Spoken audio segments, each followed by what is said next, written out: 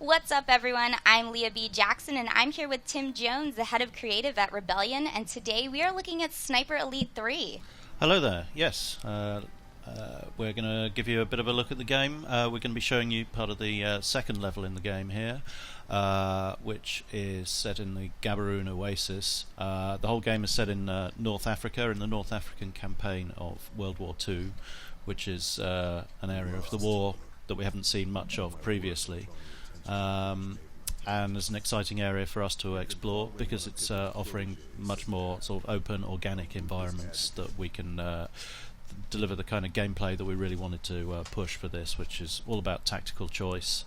And you can see here that you can tailor, customize your loadout to fit exactly what you want, how you want to play a level, whether you take different grenades, different traps into the mission. You can even customize your rifles with different scopes and actions and bolts and barrels, all of which have a different effect on the statistics of how the ballistics work. So whether the bullets fire faster from the muzzle will affect like how much damage they do. You can really tailor it to exactly what you want, which is what a lot of the fans have been asking for from the previous game. How do you unlock new types of weapons and specials that you can put onto the weapons? Well, everything you do in the game, every kill you make, it depends how you do it, but you get experience points awarded for that.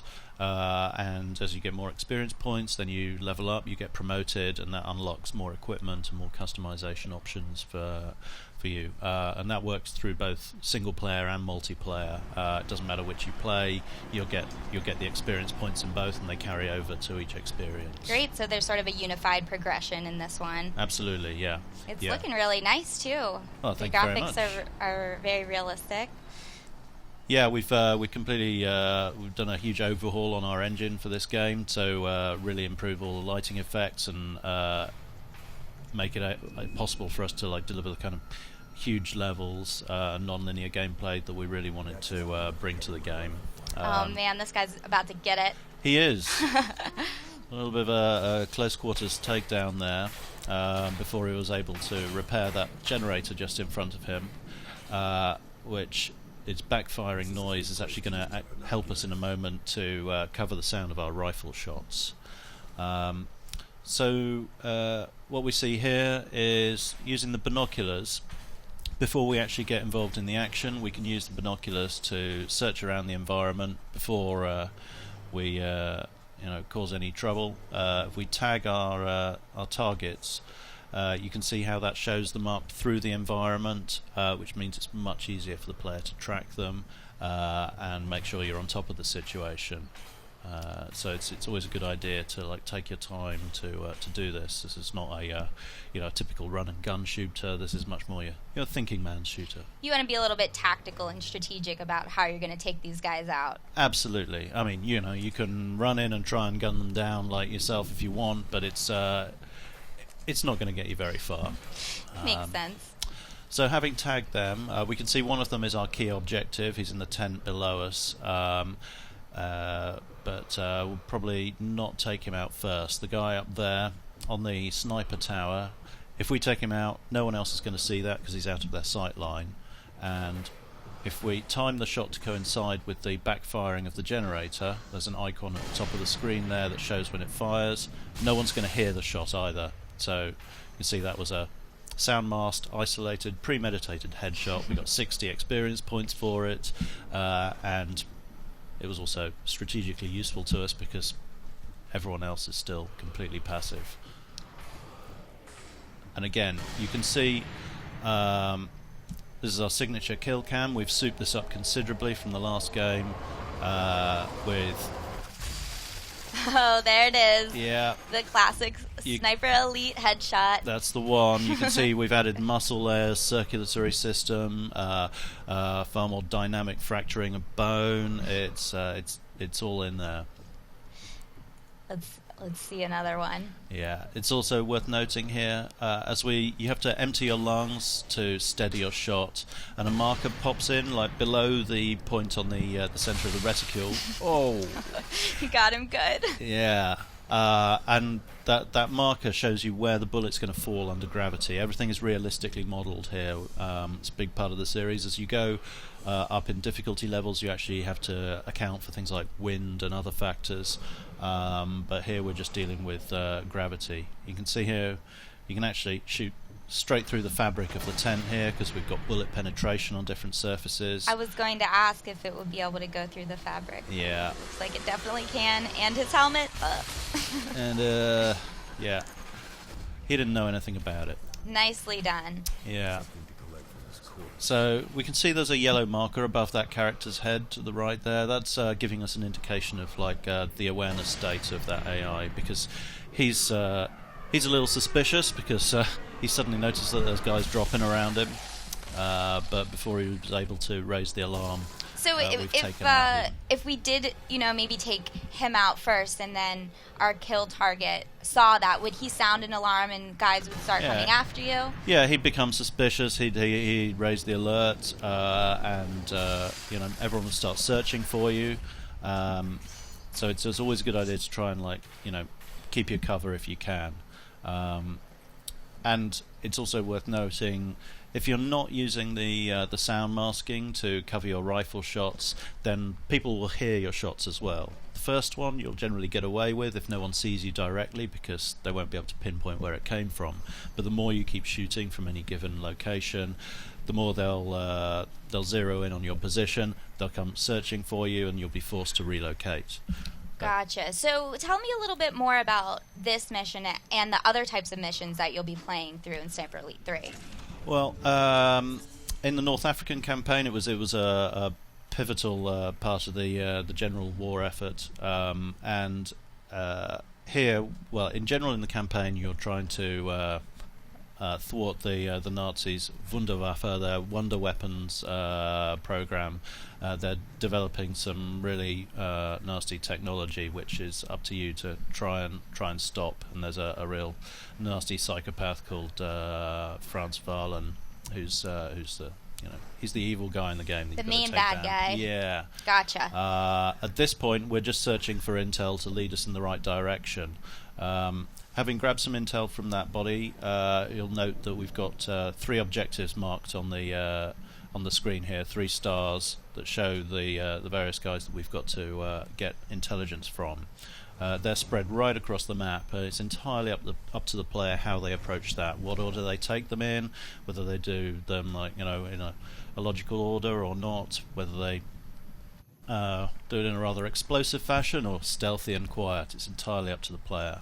Do you get any sort of rewards based on how you play the mission, or do they all sort of end up the same and it's just up to personal preference how you take them? Well, it's up to personal preference, but you'll see how everything you do we reward with experience points, which tracks exactly your style. There are different sub-objectives and optional objectives that may pop up that may be something like take out 8 people with a stealth kill, and you'll be rewarded for doing things that way, but you don't have to. There are only certain primary objectives in the missions. Gotcha. Okay.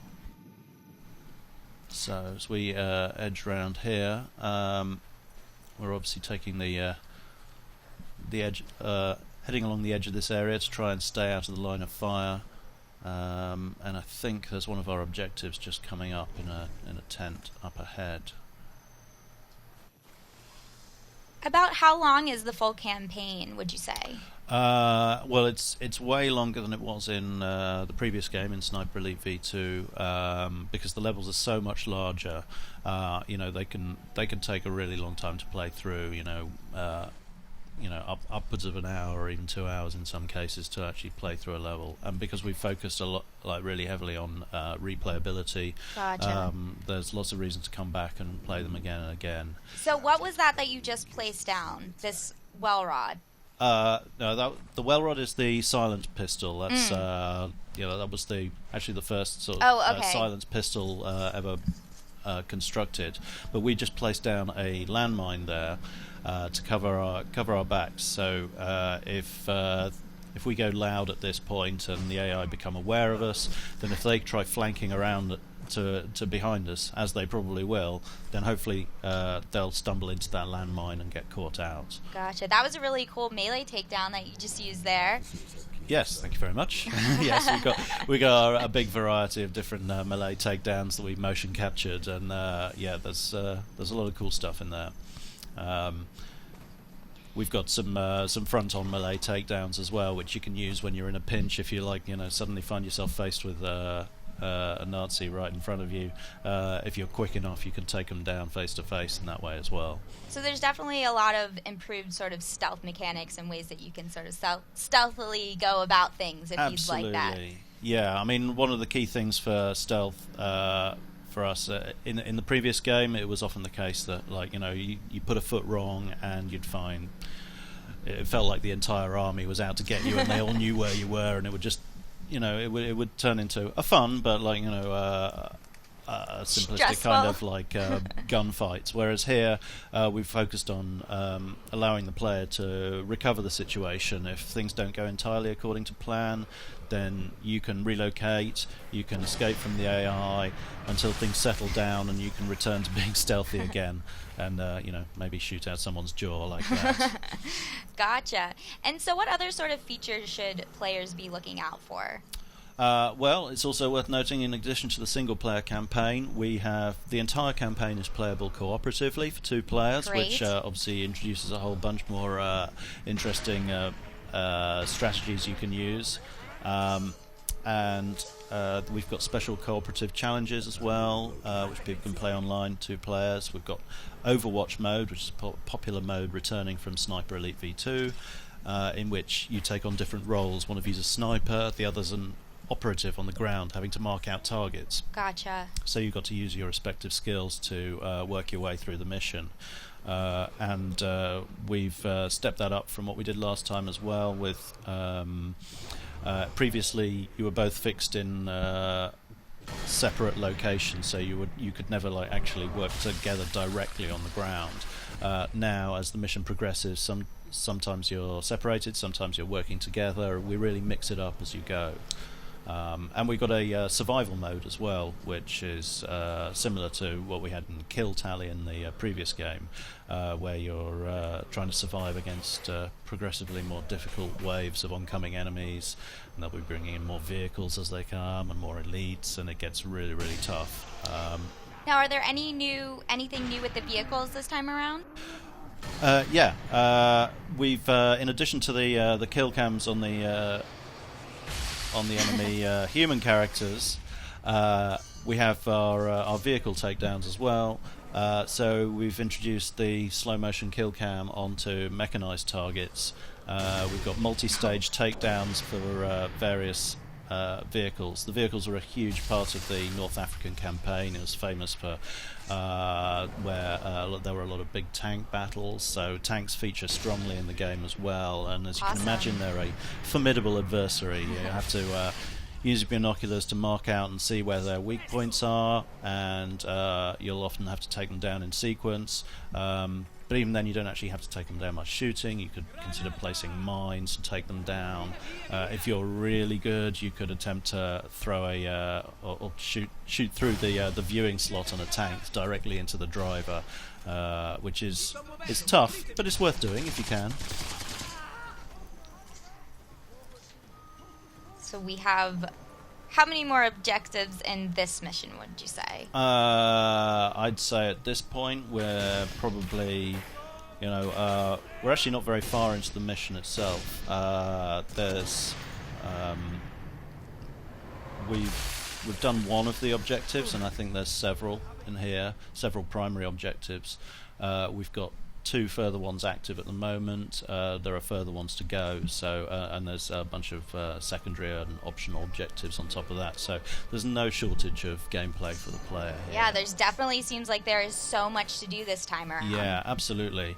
And another big thing I haven't mentioned at all, we've got Adversarial Multiplayer in here, which previously wasn't available at the outset on the console releases. This time it's available day one for up to 12 players online to go into online deathmatch scenarios, team deathmatch. We've got a Distance King mode, where players are rewarded for the longest shot, which is naturally a cool thing in the sniper game. We've got other modes, including no cross, where the two teams are separated in different areas of the map and they're not allowed to cross into the other area. And it's it's a really tense experience. It's very different to the more high octane kind of Call of Duty style experience. It's there's a lot more slow, stealthy, really watching out for where the next bullet might be coming from that could just take your head off. It really gets the heart pumping. So what systems is Sniper Elite 3 going to be coming out on? It's going to be coming out on PlayStation 4 and Xbox One and PlayStation 3 and Xbox 360 and also PC. Awesome. And when can we expect it? It's coming out July 1st in the US and I think the 27th of June in Europe. Awesome. Well, are there any last words, anything else that you want to show us before we wrap up? I'd just like to say I really hope you enjoy the game, and I'm confident the fans will really be pleased with what we've delivered. We've been listening to the community really carefully and trying to really deliver the game that they're after. It's the same one that we wanted to make as well, and really hope you enjoy it. All right. Well, thank you so much for your time. Let's get one last headshot. One last grenade. With a grenade headshot. Oh my gosh, you got him. All right. All right, thank you so much. For more on Sniper Elite 3, stay tuned to IGN.